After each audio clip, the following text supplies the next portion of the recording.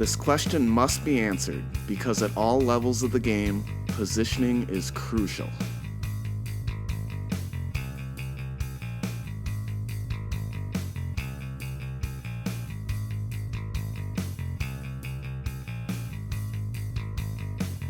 Watch how movement and positioning will extend and ultimately win this point.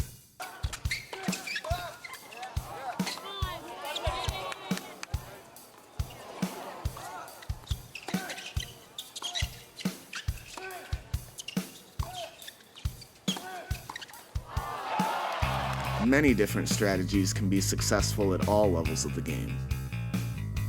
Basic doubles positioning will help you analyze the different strategies in order to make sure your own skill set is being used to maximum effect. Basic doubles positioning takes all 4 roles and gives you 2 common positioning strategies for each that will help you to maximize your skills.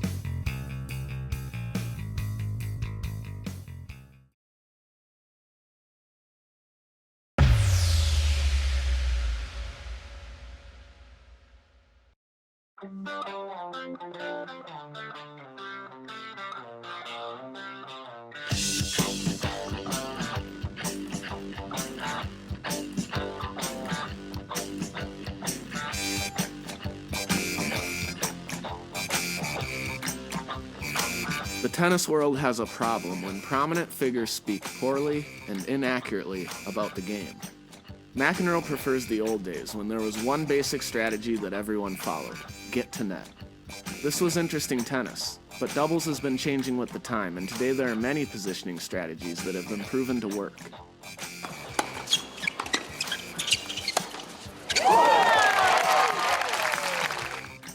If people who share McEnroe's views would pay attention, they'd see the best tennis in existence when 4 players with different skill sets compete.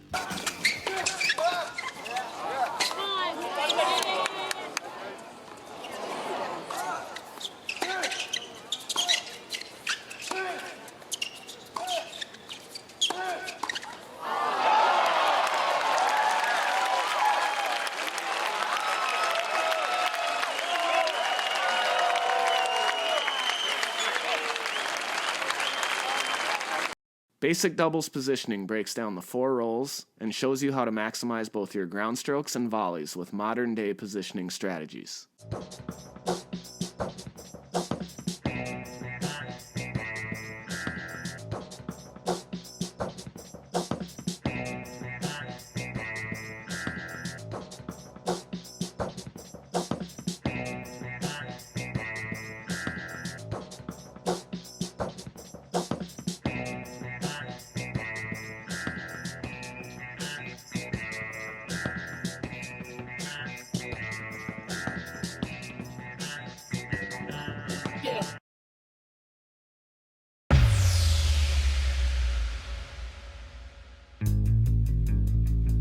The server and server's partner should always have a plan for their positioning immediately following the serve, and communicate it by talking or through signals.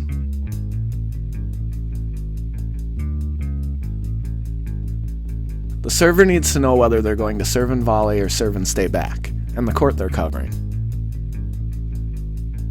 The server's partner will either cover the half of the court they start on, or call a switch in order to create a challenge for the returner.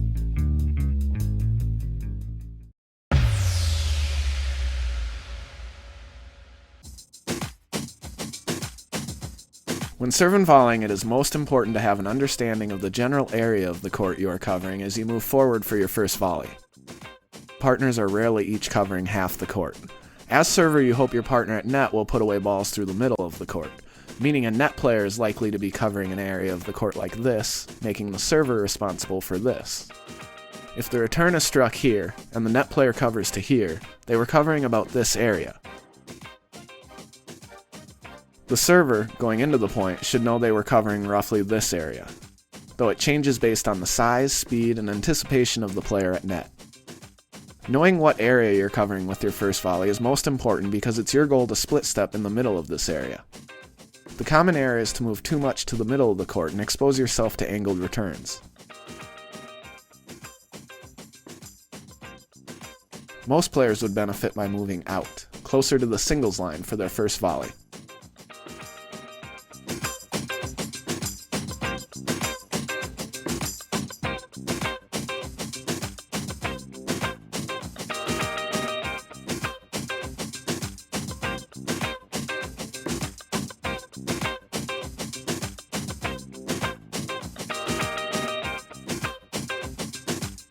Players who serve and stay back are often good singles players because you need powerful or precise ground strokes.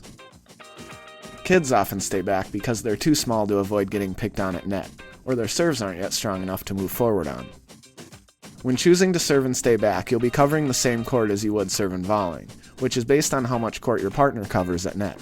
The important thing to notice is the size of this area. It is much smaller than a singles court, making it very possible to favor your stronger side to a high degree.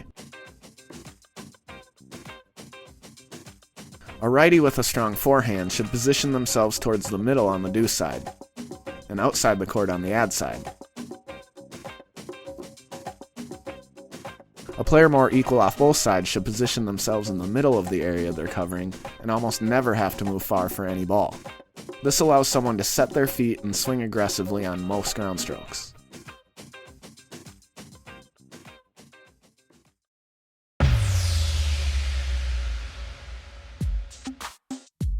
Before getting into positioning as server's partner, there are 3 terms that are important to understand.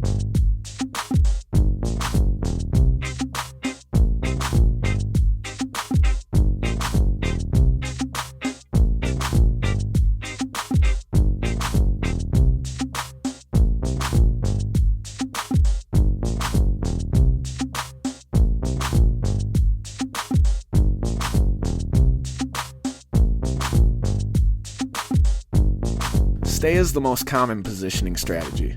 Both the server and server's partner stay and cover the same half of the court they start. But many players are unclear about the difference between a poach and a switch. A switch is a plan made before the point for the server and server's partner to switch sides of the court immediately following the serve. A poach, on the other hand, can happen anytime during the point that a net player sees a volley they can put away.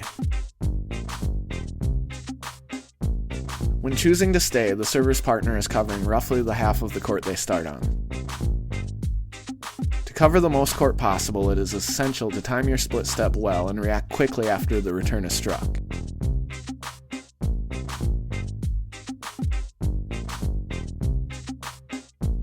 Not always positioning in the same spot can be good to keep the returner guessing, but the general rule is to give up at least a part of the doubles alley. You want the returner to think they can beat you down the line. Just don't give them enough room they can do it a majority of the times they try. Notice as well that leaving a little room open down the line requires different positioning on a wide serve compared to a tee serve.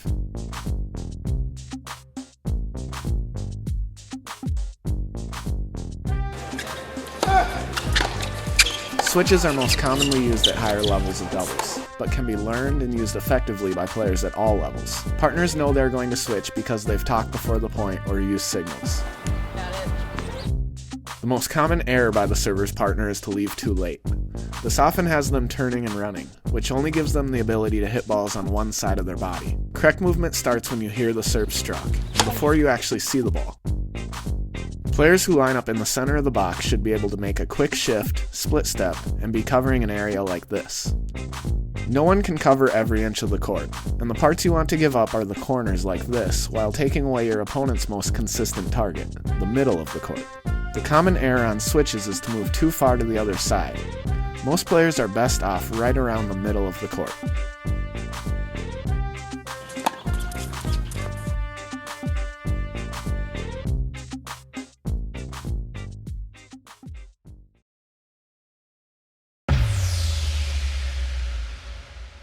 The plan for the returner and returner's partner will revolve around whether the returner's partner starts up or back. Confident volleyers often want to start up, while confident ground strokers often prefer to stay on the baseline. Of course, there are many reasons why you might start up or back, and they're all learned best through doubles experience.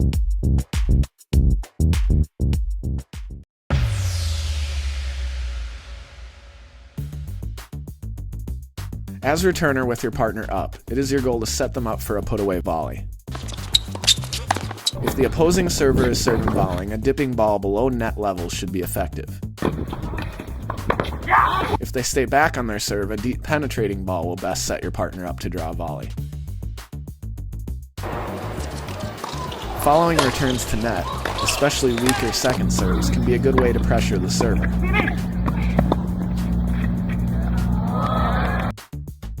One up, one back is the most common return team position. As the returner, it's important to understand that your job is not to hit a bunch of ground stroke winners, but rather to hit ground strokes that set your partner up for the winner.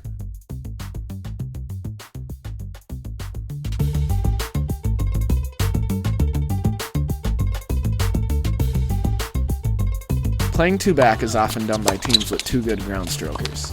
Put a focus on making the opponent hit a lot of balls and hit more often to the weaker player. A two-back team gives their opponents 4 general targets. Notice how the Spaniards are positioned for the Nadal forehand to be about half the court. Bhupathi is a veteran and won't make that mistake again.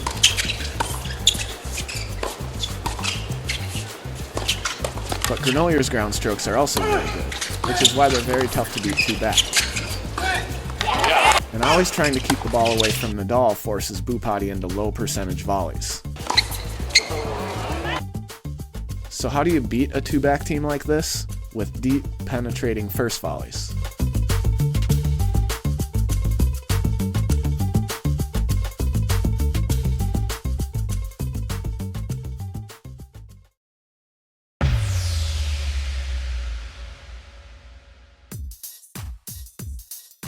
The key to quality positioning and starting up happens right after the return is struck. If the return gets past the opposing net player, you should quickly move forward. By moving closer to net, a player will cover a much greater area than if they stay back on the service line.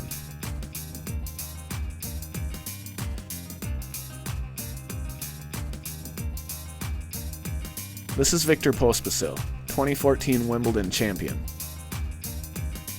See how he moves forward and how doing so gives his opponent very little room to hit into.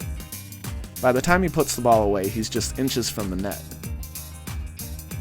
Again, this is the area a player covers from the service line, and this is the area they cover by getting close to net. You either give your opponent this much space to hit into, or you move forward and give them this much. Great returners' partners are constantly looking to move forward and control the court from close to the net.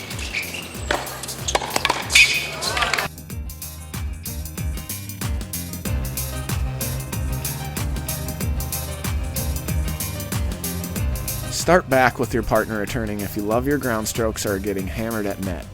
With your partner at the baseline, you are not each covering half the court. You need to communicate in advance who's taking balls through the middle, and that player will be covering the majority of the court. Notice again how Nadal and his partner position themselves for as much space to be Nadal's forehand as possible. It is essential for every team to know who is covering which parts of the court in order to maximize your strengths as a team.